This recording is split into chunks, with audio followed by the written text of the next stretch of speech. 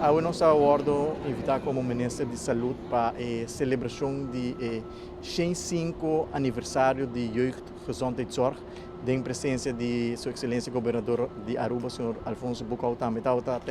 presente para a celebração aqui do 105 aniversário. Jeugd Gezondheidszorg está afdeling do Departamento de Direção Volksgezondheid e durante a celebração o time de Jeugd Gezondheidszorg faz apresentação de turno de trabalho para assim por informar todos que estão presentes com importante no trabalho está em quadro de desenvolvimento de turnos muitos e Jeugd Gezondheidszorg está percorrer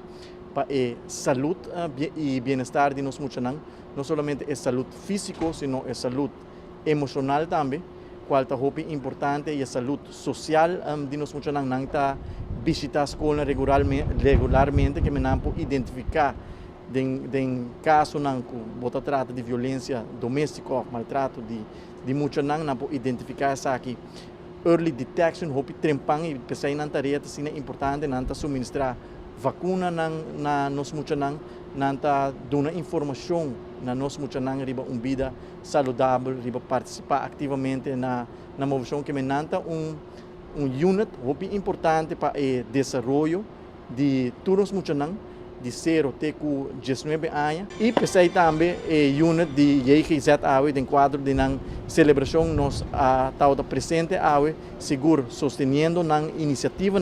para nós por ter uma comunidade mais saudável o que está remarcável com a 3 dilante está com a visita de escola e os dados que estão disponíveis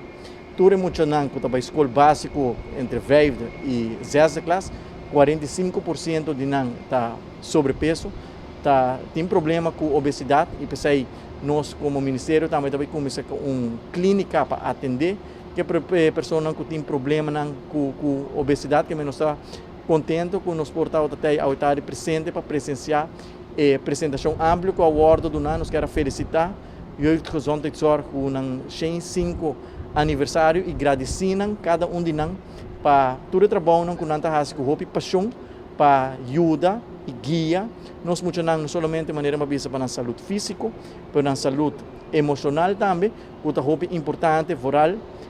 durante o período de pandemia que a já acaba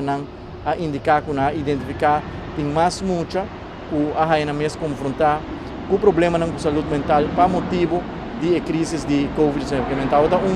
bonita tarde que nós a presenciar em quadro de celebração de 105 aniversário de Jeugd Gezondheidszorg.